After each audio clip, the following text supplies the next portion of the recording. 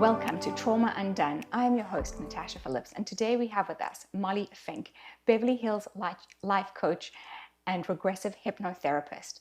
Molly, we are so happy to have you here with us. I am so honored to be here. Thank you so much. Really. Natasha, really. thank you. Yeah. Thank you. So how did your journey begin? My journey began, I had a really traumatic experience when I was in my late 20s. And at the time, it took about a year. I had more or less a psychotic break afterwards. That's self-diagnosed, but I was unable to really leave my house or to do anything other than cry for about a year. And then through a series of events, I was able to pull myself out. And I was sure that I had such a bad experience that nothing like that could ever happen to me again. And then after I had my daughter, I had another severe postpartum experience that was not related to anything chemical. And at that point in my life, I realized I tell my clients, this is something I call artificial propping, which essentially is this idea that, or what I had done before, which is working out, getting back in shape, like feeling good about myself, with just putting a giant Band-Aid on a massive wound. And I really went on an internal journey to heal myself from the inside out. And that really led one step to another, but to really showing people how to not artificially prop themselves, but to really step by step pull themselves out of a very dark hole and to know that they're never going to go back there, no matter what happens, because they really have control. That's beautiful. Yeah. So how do you do that? How do you recommend people to take the steps to doing that? Absolutely. So the first step is really acknowledging that you were 6 feet under. I mean, I was 6 feet under, and all my clients that really come to me, it takes a couple of minutes for them to just really acknowledge to themselves that you really are there. And that's, some people see that as, oh my gosh, well, if I'm there, I can't get out. It's actually the opposite. The second that you acknowledge where you are, there's only one place, and that's to go up. And so people, again, who artificially pop themselves, I'd really tell you to sit down and just start naming off words to yourself. So depressed, angry, sad, you're going to find certain words like just almost rattle you or they sit inside of you. Those are the words that you need to write down and say, how do I fix this? That is the first step. That is a very scary thing for people to do, especially when they are feeling so down and feeling like, as you say, 6 feet under. It's like do you recommend people doing that with somebody and working with somebody as they do this, or really doing it on their own to figure out what needs to be fixed? Absolutely work with somebody else. In my life, I had two best friends actually that I lived with abroad for a year when I was 18, who came back into my life. We did a WhatsApp group. So we're all married with kids, but we would just leave each other messages. But sometimes my messages were like me literally screaming and crying and just hysterical in the beginning. And they just, when they had the time, left other messages to help me. I don't think what I'm asking people to do is possible to do alone, actually. And so I would recommend that you find people that are intellectually honest also. Someone's like, oh no, you're fine, it's okay. You're not, you're 6 feet under. So really find somebody that on their own time will help you. You can't ask anybody else, right, to quit their day job and like fully support you. And also, sometimes when you go to a therapist, I often find that you sometimes get stuck in one area, whereas if you really work with friends, they just want to pull you out. They're just with you and they're down, they're with you, but they're throwing you a rope and they're pulling you out. So let's say your list that you wrote out for yourself says depression and manipulation, right? So one day you might be like, okay, I've had enough of the depression, but like I noticed today I was really trying to manipulate people. And then you can just leave a different message. It creates more of a flow. And also your therapist is not going to respond after hours. So if possible, I really advise people to find people in their life that want to be there. And so someone might, I'm going to follow up, someone might say, well, I don't have anybody. And this is something I very strongly believe. If you ask the universe in earnest for something to help you heal, the universe will provide it for you. So anybody watching this who says, well, I really don't have anyone, I ask you to say to the universe, send me somebody. I really want this. And with all my heart, I know the universe will deliver. That's beautiful. So, I mean, you have also gone on a very spiritual path. Yes. So how are the two related? Well, the funny thing is while it was spiritual, I firmly believe in healthy before holy. As a matter of fact, the first part of my journey, which was actually when I did have a psychotic break in my late 20s, before that point, I was so deeply religious, and then I was just so angry at God. And God and I, since that experience, have just formulated a different relationship. Like, I have days where I just tell God, like, what are you doing? This isn't nice. Like, to me, God's not this, listen, of course, he's omniscient, he's all-knowing, but he's my friend. Just like I tell my friend, like, you're pissing me off. I really don't want to talk to you right now. Like, I'm having a bad day. You're not listening to me. I talk to God the same way. It's really important to me that in my relationship with God, that while I do see him as benevolent and all-encompassing, that on my terms, in my reality, when I'm in an emotional state, that I connect to him in that emotion. Intellectually, I understand who God is, but emotionally, God is a living being in front of me that I can talk to and express all of my feelings, whether they're positive or negative. So on your journey, I mean, now you've come out of this and you've gone through these experiences and now you want to help people. Yes. So what took you there? How did you get from feeling like you were 6 feet under to helping so many people today? It really fell into my lap, honestly. I started, as Beverly Hills life coach, and I just started getting my card, but I really was able to meet different people who excel in different parts of healing, who each came to me and was like, you really have a special gift, and just started sending me clients. One of my clients called me an intergalactic priestess. Like, she just, like, you see things. It's really something I wake up every day and thank God for. I don't believe wisdom is something you can acquire. I really believe it's a gift that God gives you. And I really feel tremendously blessed that God has chosen to bestow on me a wisdom that is really beyond my years. And I, a lot of times, really think beyond my actual capacity of intelligence. But now that I have it, and for as long as I have it, I'm going to try and help as many people as I can. Wow. So, I mean, yes, you're not only a life coach, you're also a regressive hypnotherapist. Yes. How do the two work together? So what ended up happening was I started out with regressive hypnotherapy. Regressive hypnotherapy, I don't do past lives. I think a lot of people hear regressive hypnotherapy and automatically as past life. I believe that God and the universe gives you all the tools you need in this lifetime. So I started out working with my clients just doing regressive hypnotherapy. But what I found was just because we healed the trauma in your memory, you're still dysfunctional in your life because you have reacted to that trauma for so long that your actions are still, the trauma is healed, but you're still reacting in the same way. And so then I really started the life coaching and getting certified as well. I could build a dual system where it's almost like a ladder, right? Like, we do regressive hypnotherapy, we meet, we talk about it. How are you making active changes in your life based on the trauma that we just healed? Where do you feel blocked, etc.? And then they just keep building on top of each other. And then I really show my clients, and it is so important to me that my clients do not see me long term. I want to give you all the tools and have you lead an amazing, healthy life where you can heal yourself. And so part of that journey for me is teaching people how to build their own toolbox so that you don't need to see me and you don't need to call me. You get in a situation, you go, wow, this is really painful. I'm acknowledging this. How do I get out of here? And you move out. That's a very good thing. I mean, so many people feel that they have to be dependent on a therapist or dependent on a coach. Yes. And you are really empowering people to do the opposite. Yes. But I want to go back to, you saying that you need to acknowledge where you are. Yes. What if it is just so scary that you don't know, that you can't even acknowledge it to yourself?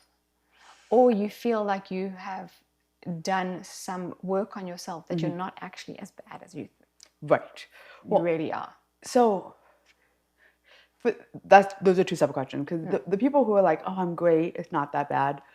You can lead a horse to water, you can't make it drink, right? Like I tell that to all my clients. I've actually, several clients I have dropped, not in a mean way, but I've just said, like, you're paying me a significant amount to meet with me. I keep leading you to the water you're not drinking. You can always call me back, but right now, this is a waste of both of our time. You are not in a headspace where you really want to do that inner work, and I'm not blaming you. It's incredibly painful. So that's really the first category of people. The second category, is there anything more painful than waiting an entire year and still being in that same spot? That's what I think of. Or even 2 weeks. Like, as painful as that experience is, going inward and just seeing like the barrenness of where you are. The only thing even worse to me than that is waking up in 3 weeks and still being in the same barren place. Even if you just move half of a centimeter, congratulations, you're one step closer to getting out. Oh, it is a lot to think about, because Yes. there's so many people who just feel like it's too big and it's too daunting, Yes. a task to take on. But if you look at it the way that you did, is like, if you go in, there's only way to go out. Yes, this is accurate. So I want to talk more about your journey. Yes. So you had this very traumatic experience, and do you mind discussing how that felt at the time? Yeah. I am a survivor of sexual assault. I was actually saved myself from marriage. I was very religious at that point in my life. And so it honestly felt like God abandoned me in every sense of the word. I could not cope with any part of what had happened. It was overwhelming in every sense of the word. I felt deeply betrayed by God, down to like my actual cells. Like I remember like just literally every cell being like, God betrayed you, God betrayed you, God betrayed you. And that's where I was for an entire year. And that was how I felt. And did you share your feelings with people around you, or did you keep it mostly to yourself? Oh no, I didn't tell anyone. Nobody knew what happened. My friends call it my snowman purple robe period, because I was in graduate school at the time. And so they would come over and visit me, and I wore it every day, a really fluffy purple robe with snowmen all over it. And I would just be crying. And I didn't tell anybody.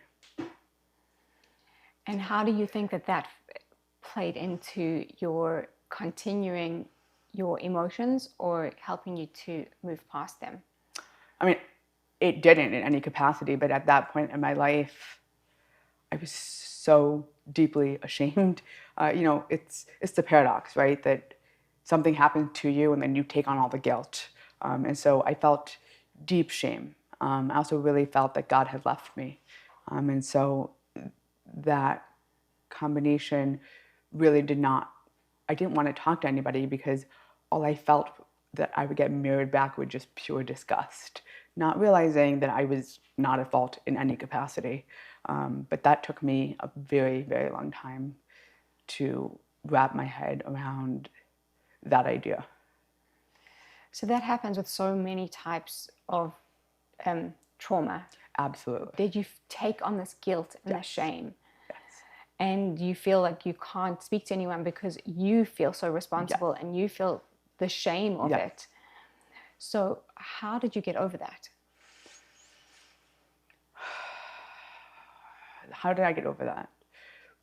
How I really got over it, funnily enough, was regressive hypnotherapy. That's how I got trained in it. I went through years of therapy afterwards, and I always just felt like I had a massive anvil that I was just like carrying around.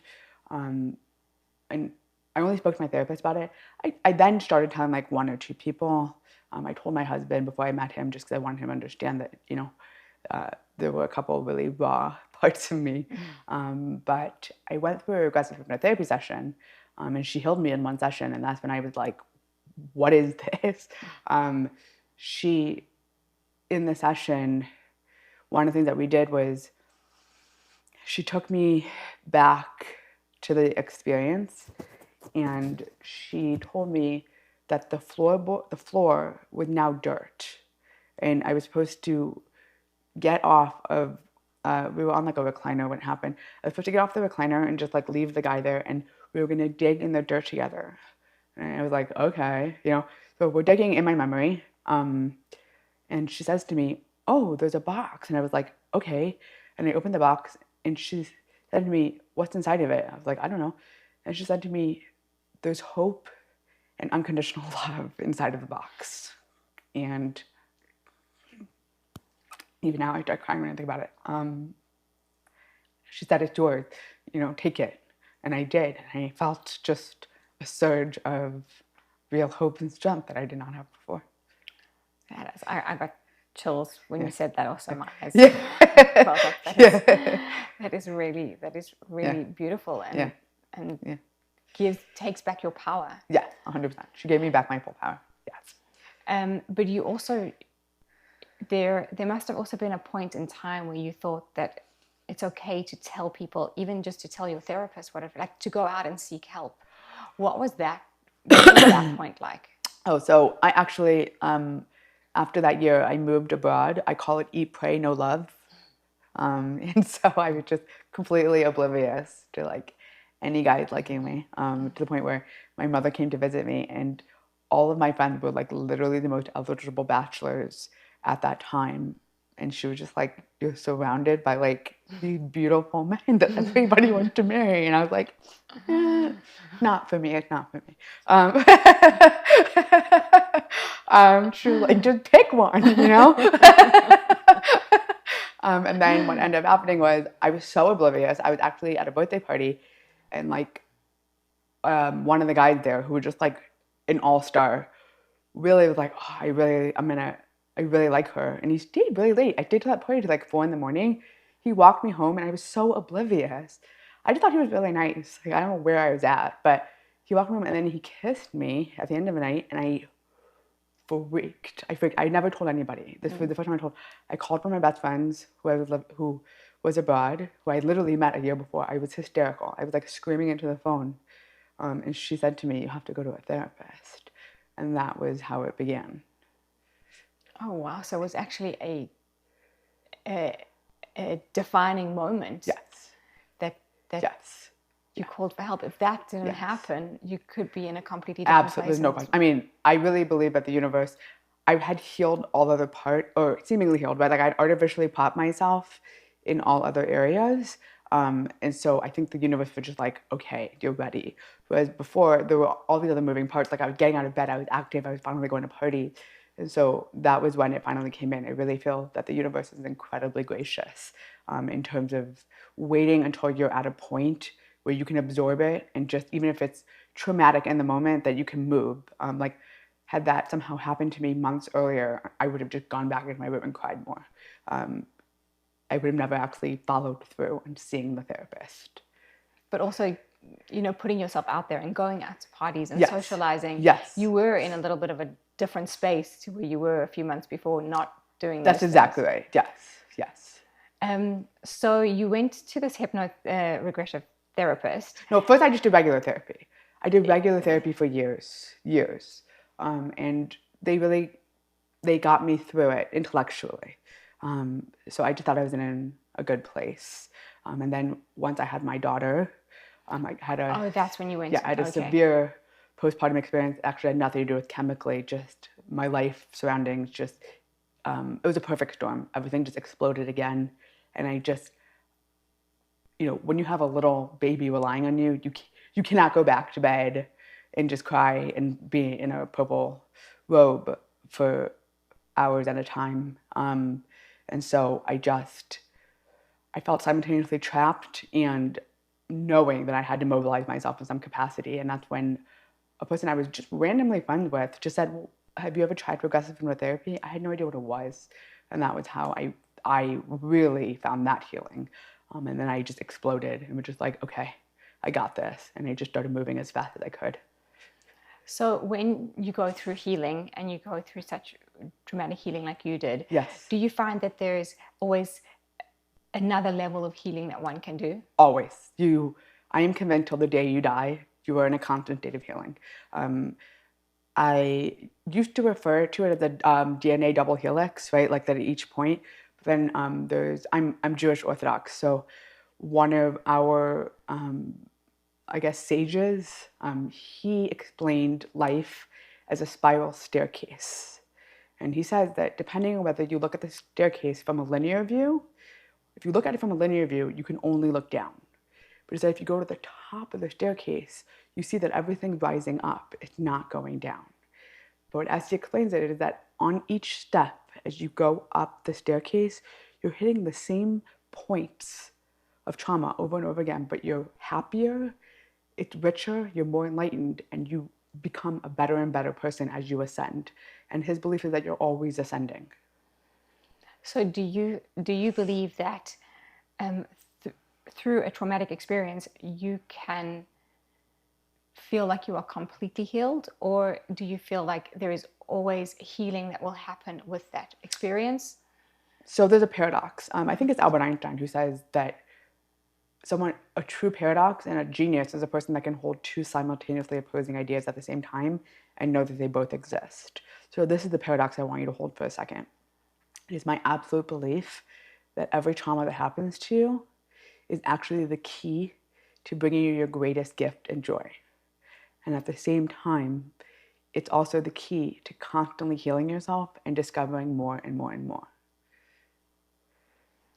I can see that. Yes. Yeah. Yes. That's an interesting concept. Yes. I like that. Good. Because I do always feel like there is another level, but yes. I think there's a lot of people out there who hope that once you've dealt with it, then it's done. Mm-hmm. But I don't think so, because like you were saying earlier, there's always your whole body has experienced this. Exactly. Chemically, you've experienced this. Yes. You're showing up in that same way yes. all the time. Yes. So there's parts of you that are from the past and parts of you that are not yet from the future. That's exactly right. And so what I do with regressive neurotherapy is I try to remove as much of that as I can physiologically, so that your past is actually catching up with your present. But what ends up happening is mentally, you're always going to be moving at a certain pace because there's always more to heal physiologically, even if the trauma removes itself, because we respond based on triggers. That is how the universe created us. So at any point that something happens that triggers you, it takes you back to the original state that you were in when that trauma happened, even if I can heal you physiologically from the trauma. So just to clarify, yes, if you can be very well healed. Yes. And you can be on this amazing path yes. to healing. Yes. And then there can be a trauma that happens that's associated with your previous trauma. Yes. Takes you right back. No. Oh, okay. What ends up happening is you go, that's interesting.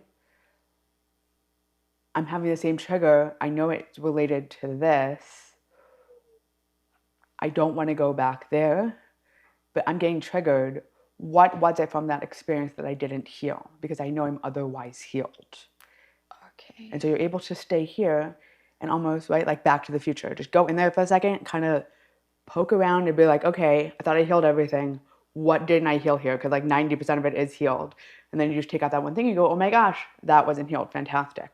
But as the spiral staircase explains, you're always about 90% healed. That's the joke. Or like what I always say is like, the system's a little bit rigged. You're always 90% healed, and there's always that 10% that you're going to have to go back and be like, another gem, another gem, another gem. So do you feel that these little, you call them gems? Yes. So that's why I'm asking you this yes. question. Yes. Are they giving you more than they are taking as you move through your healing journey? Oh my gosh, they are literally changing me as a person, and they are making me, every gem that I take for myself allows me to heal another person, because when you heal yourself, we're all mirrors of each other. And so when you heal something inside yourself, you only can mirror to the other person the healed version of you, and you heal that person in real time. So it's making you even a better healer.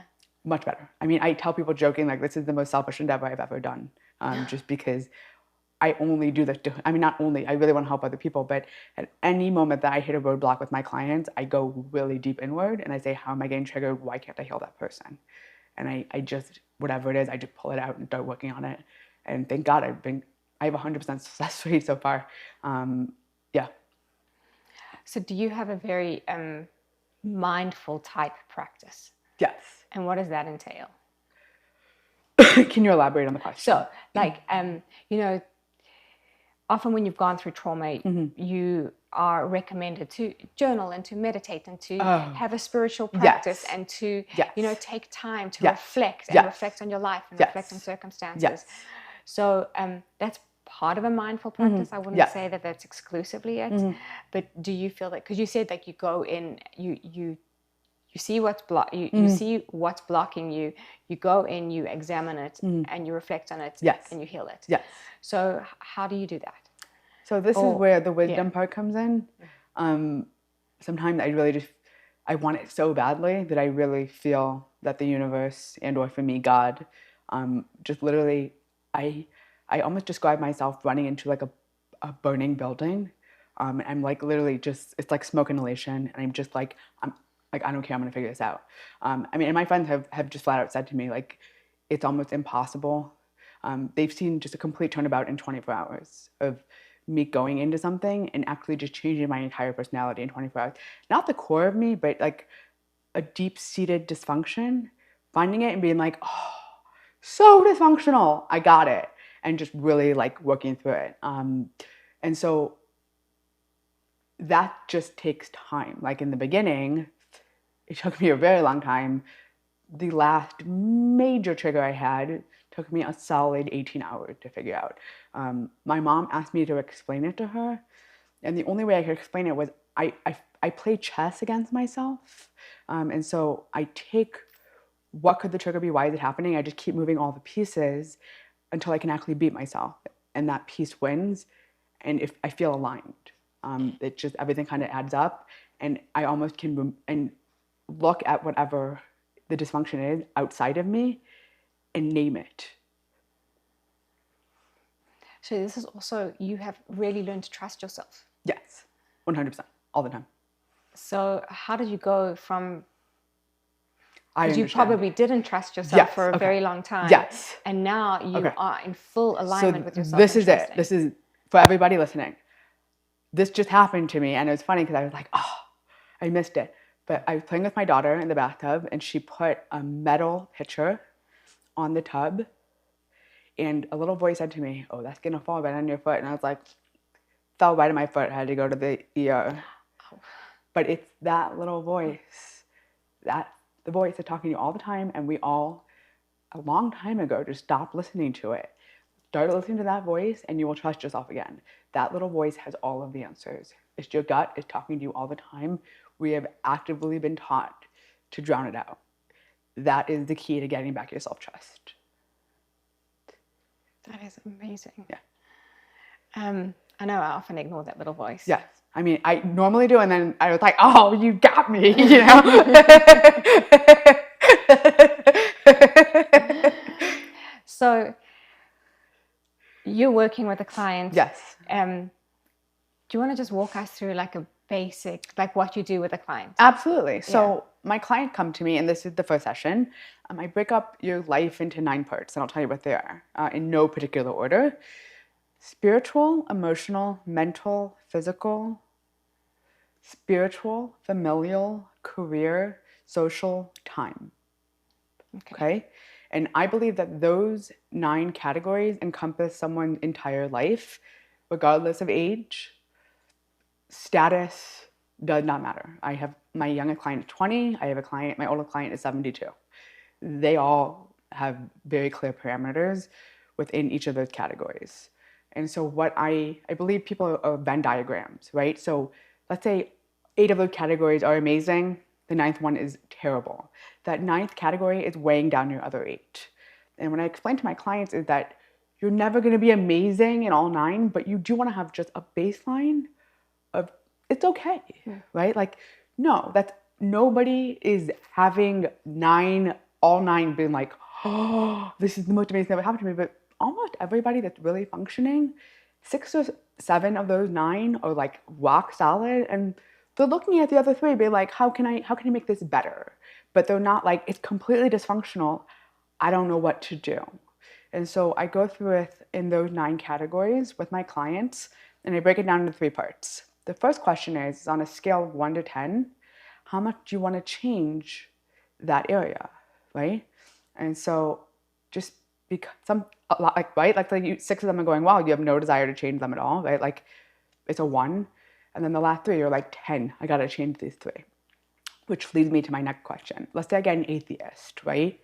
Just because he's a 1 in spirituality, in my next question, what's your desire to change the first number? He's still going to be at a 1, right? The first number doesn't mean the second number changes.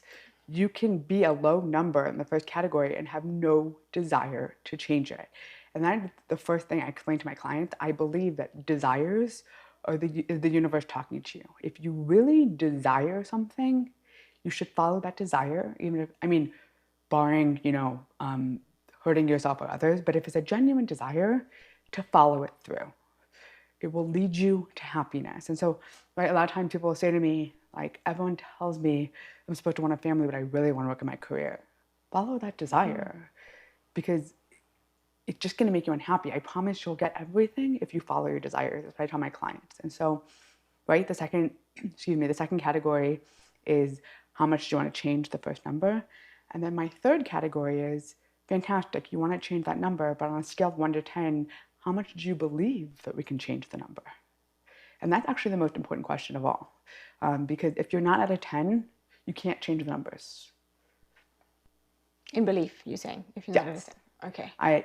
My belief system is that belief is the core element of changing everything around you. If you, right, like the person who wins the lottery, they buy that ticket because they really believe that they can. Like the joke is, right, the joke in the Jewish community, this guy went to his rabbi and said, Rabbi, I just bought a ticket. And the rabbi said, I'll buy it from you for $50. The guy goes, great. And the rabbi's like, why did you buy the ticket, right? Like, only buy the ticket if you're absolutely certain you're going to win. It's a belief system. And so if you say to me, and this is why my clients come to me, because they're usually like, well, I'm at a 9, but I can't get to that 10. Like, how do I absolutely believe that I can change this within myself? And that's what I really do, is give you the tools to open up the universe to the belief that you can really be anything and do anything that you desire. That's wonderful. I mean, that's so important for people to hear. Yes. It's because it is. It's like, you can change it here. Yes. You can change it. You can change anything. I believe that we each have a piece of God inside of us, and God can literally do anything, and He actually gave us that gift. We are limitless. We can actually do anything. So it's like, unfortunately coming to the end of our Okay. time. Yes, I can't believe it. I mean, I could talk to you for hours. But I want to know, like, what's your top step to your top next step for somebody, or your top first step for somebody to take in this healing journey? Okay. So let's say they do, right, they broke down all 9 categories. They really picked out, right? So I tell you to flesh it all out, and you can only pick one group, okay? So at the end of the day, you're like, I really want to work on my physicality, okay? The other numbers, that's where your desire lies. Who cares if everything else is bad numbers? You just want a better body, okay? That's where your desire truly lies. So this is the next first step. I would tell you to sit down on a piece of paper and write out, sentence by sentence, everything you don't like about your body, right? I'm fat, like I don't like how my clothes look, whatever it is, right? And then, so write that on one page. On the other page, in positive form, in present tense, and I'll give you an example in a second, and only about yourself. That's the other rule. You cannot change anybody else but yourself. Write out the positive version of what you just said. So if you say, none of my clothes fit, the positive version of that on the next page would be, my clothes fit and I look amazing. Another would be, I feel really fat when I go outside. I know everyone's looking at me. Flip it. I walk outside and I know, I walk outside and I am so fabulous and everyone is in complete recognition. Oh, but you can't change anybody else, right? So you say, I walk outside and I know I look fabulous and I feel fabulous, because it doesn't matter, right? Like, who cares if no one else thinks? If you think you look fabulous, like Sophia Loren says, it's 50% what you've got and 50% what people think you've got, which I very strongly agree with. And so it's really important that you remember you can only fix yourself. And so when you make that flip of being in present tense, only about yourself, in positive form, that if there's anything about anybody else, just change it back to yourself so that it's what you feel. You feel secure. You feel safe. You will find that the universe will find a way to provide those things for you, but you can't place them on anybody else. All you can do is feel those things and absorb it for yourself. Okay, I have another question for you. Yes, please. Because you said you can only fix one thing At a time. Yes. So how, let's say if you have a desire to fix everything, how do you pick?